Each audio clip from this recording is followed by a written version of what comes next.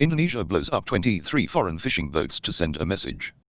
Indonesian authorities on Tuesday blew up 23 foreign vessels that were detained for fishing illegally in the country's waters, amid growing tensions in the regional maritime domain. Minister of Maritime Affairs and Fisheries Susi Pudjiastuti witnessed the destruction, which was coordinated by the Navy, Coast Guard, and police, via live-streamed internet video at her office in downtown Jakarta. The sinking of the boats is to enforce the law and to protect the sovereignty of our territory, to ensure that the sea is the future of our nation. Ms. Pudjiastuti was quoted as saying by Kompas.Indonesia, the world's largest archipelago nation has taken a tough stance against illegal fishing since President Joko Widodo took office in 2014, with his administration blowing up dozens of foreign vessels as part of a campaign to protect Indonesia's maritime resources and domestic fishing industry, which loses billions of dollars in revenues to illegal fishing each year. He has also pledged to transform Indonesia into a maritime power and, over the past 2 years, orchestrated a much-publicized sinking of 3 empty Vietnamese vessels, as well as a 300 gross ton Chinese vessel. Among others, the hardline policy has stoked tensions with Indonesia's neighbors and trading partners.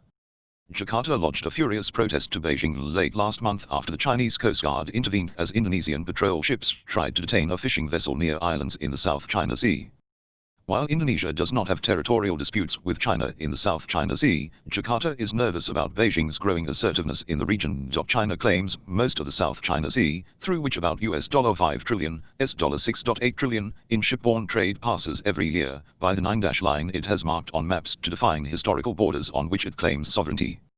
Brunei, Malaysia, the Philippines, and Vietnam also claim parts, as does Taiwan. Indonesia is not embroiled in rival claims with China over the waterway, but has raised concerns over China's inclusion of the resource-rich Natuna Islands in its so-called 9-line. In the last few weeks, Chinese fishing vessels have been reported intruding into what Vietnam and Malaysia consider to be their territorial waters, with Hanoi announcing on Monday that they have seized a Chinese vessel carrying diesel fuel in the Gulf of Tonkin. Kuala Lumpur also summoned the Chinese ambassador last Friday to register its concerns over what the government said was an encroachment by around 100 Chinese-flagged boats into the country's waters in the South China Sea. Late last month, Ms. Colin Willett, a deputy assistant secretary in the U.S. Department of State's East Asia and Pacific Bureau, told Southeast Asian journalists that Washington finds it disturbing that maritime disputes between China and South East Asian countries have escalated over Chinese fishing vessels accused of straying into regional waters.